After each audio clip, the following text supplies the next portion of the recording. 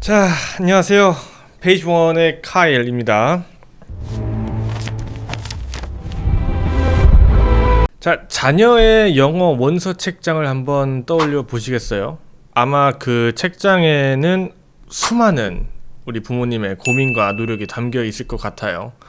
어떤 책을 사야 할지 몰라 밤새 인터넷을 검색하고 맘카페에 질문도 올려보셨을 것 같습니다. 그래서 많은 분들이 하나의 등대를 발견합니다. 바로 AR, 렉사일 같은 읽기 지수예요. 서점에서는 아이가 저쪽에서 뛰어다니는데 부모님은 휴대폰으로 이 책의 AR 레벨이 몇인지 저 책의 렉사일 지수가 몇인지 검색하고 계시죠. 저도 정말 많이 본 풍경이에요. 자, 그럼 왜 우리가 이 숫자들에 의지하게 될까요? 그 마음 저는 충분히 이해합니다. 수많은 책들 앞에서 무엇을 골라야 할지 막막할 때 AR 지수 3.5 같은 명확한 숫자는 실패하지 않을 거라는 안전함을 주니까요. 자, 그런데 만약 우리가 가장 안전하다고 믿었던 그 길이 사실은 우리 아이의 영어 잠재력을 완전 가두고 흥미를 앗아가는 덫이 될 수 있다면 어떻게 하시겠습니까? 자, AR, 즉 Accelerated Reader 지수는 르네상스사에서 개발한 프로그램으로 문장당 단어 수, 단어의 평균 길이, 단어의 난이도 등을 종합해서 책의 텍스트 난이도를 측정하는 유용한 도구입니다. 이것은 사실이죠. 하지만 많은 부모님들이 놓치고 있는 더 중요한 사실이 있는데요. AR 지수는 글의 기계적 복잡성을 측정할 뿐 그 안에 담긴 개념의 복잡성이나 감정의 깊이는 전혀 측정하지 못한다는 것인데, 자, 예를 들어 볼게요. AR 2.5짜리 책이 두 권 있다고 해보죠. 한 권은 공룡의 종류에 대한 사실을 나열한 정보성 글이고, 다른 한 권은 친구와의 갈등과 화해를 다룬 감성적인 이야기였고요. 자, 이 기계는 이 두 권의 난이도가 같다고 말하지만 아이의 마음이 느끼는 난이도는 완전히 다를 수가 있습니다. 공룡을 좋아하는 아이에게 첫 번째 책은 AR 1점대처럼 쉽게 느껴질 수 있고, 친구 관계에 아직 관심이 없는 아이에게 두 번째 책은 AR 4점대처럼 어렵고 지루하게 느껴질 수 있죠. 자, 이것이 바로 데이터의 함정입니다. 자, 데이터는 우리 아이의 마음이라는 가장 중요한 변수를 계산에 넣지 않아요. 그래서 아이의 레벨에 딱 맞는 책을 사줬는데 아이가 싫어하고 영어에 대한 흥미마저 떨어지는 안타까운 일들이 벌어지는 겁니다. 아이는 나는 이 레벨의 책도 재미없어 하는구나 라며 자신감을 잃게 되는 것이죠. 그렇다면 우리는 이 데이터의 함정에서 어떻게 벗어날 수 있을까? 제가 실패 없는 아이 중심 원서 선택 3단계 방법을 제안하겠습니다. 자, 첫째, 데이터는 점이 아니라 범위로 활용하세요. 우리 아이는 AR 2.5야 라고 못 박지 마시고, 우리 아이는 지금 AR 2.0에서 3.0 사이의 책들을 탐험할 시기구나 라고, 즉 범위를 설정해 주는 겁니다. 아이의 컨디션이나 관심사에 따라 조금 쉽거나 어려운 책을 자유롭게 선택할 수 있는 놀이터로 만들어 주는 거죠. 이것만으로도 부모님과 아이의 숨통이 확 트일 겁니다. 자, 둘째, 아이의 손에 주도권을 쥐어주세요. 바로 5손가락 규칙입니다. 그러니까 이건 아주 간단하고 강력한 방법인데요.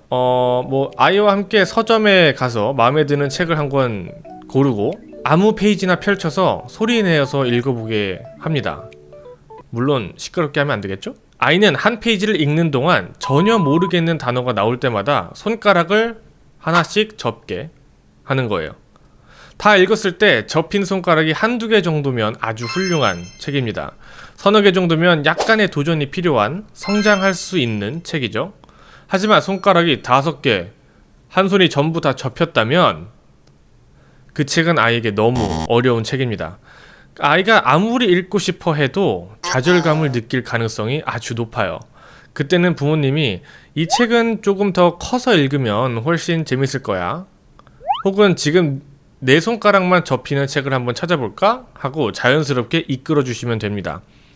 이 간단한 규칙은 아이가 스스로 자신의 수준을 판단하게 만들어 독서의 주도권을 아이에게 돌려주는 아주 현명한 방법이죠. 근데 이 방법은 고점대의 친구들은 해당이 안 되는 방법이에요.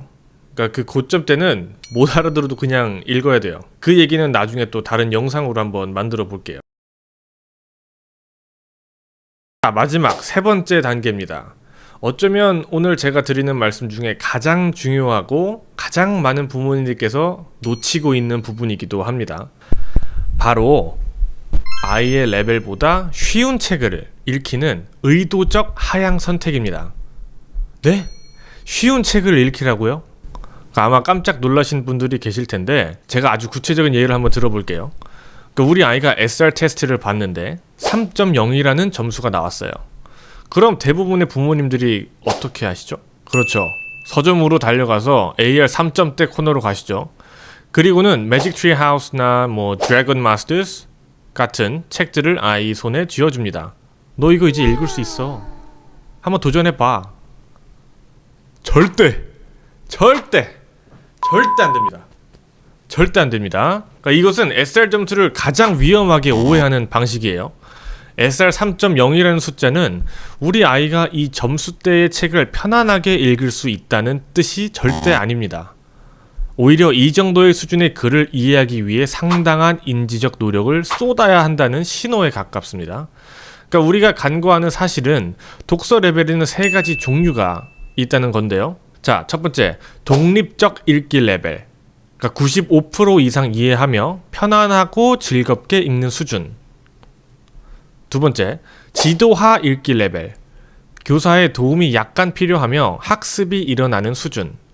마지막으로 좌절적 읽기 레벨. 그러니까 이해도가 90% 미만으로 떨어져서 말 그대로 좌절을 느끼는 수준입니다.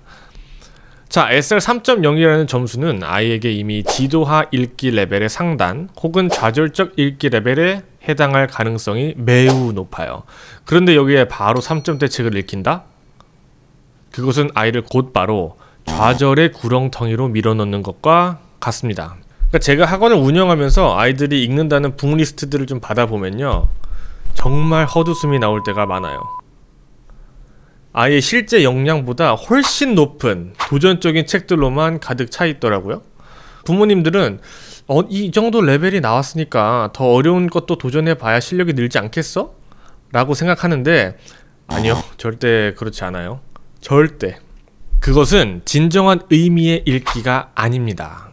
아이는 그저 눈으로 글자를 훑으며 아는 단어 몇 개를 조합하며 그림을 찾으려고 노력하고 스토리를 상상하고 있을 뿐이에요. 그러니까 3점대 올라가면 점점 그림이 적어지는 단계가 오는데 전부터 그림으로 대부분의 내용을 파악한 친구들은 글의 비중이 압도적으로 늘어나는 순간 책을 놓게 되는 거죠. 그러니까 이것은 영어 실력을 쌓는 게 아니라 영어에 대한 거부감과 스트레스만 쌓는 과정이에요. 착각은 금물이라고 단호하게 말씀드리고 싶습니다. 그래서 저는 SR-1.0 법칙을 제안합니다. 그러니까 만약 아이가 3.0을 받았다면 3.0 책이 아니라 AR 2.0에서 2.5 책들부터 다시 시작하는 거죠.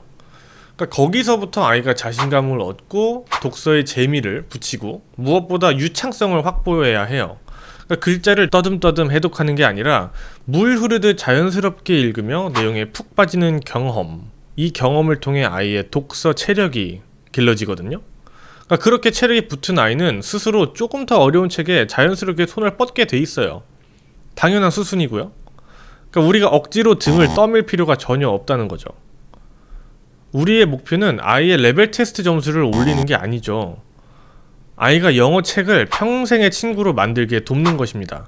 그러려면 반드시 아이가 좌절하지 않는 안전하고 즐거운 환경에서 시작해야만 합니다. 그러니까 선생님 알겠는데 그래서 어떤 책부터 시작해야 될지 먹먹해요 하시는 분들께 제가 좀 몇 가지 책을 좀 엄선해 왔거든요. 실패 없는 스타터 책 몇 가지를 추천드리겠습니다. 나는 성공의 경험과 독서 자존감을 심어주는 게 유일한 목표입니다. 이 자존감을 실어줄 필수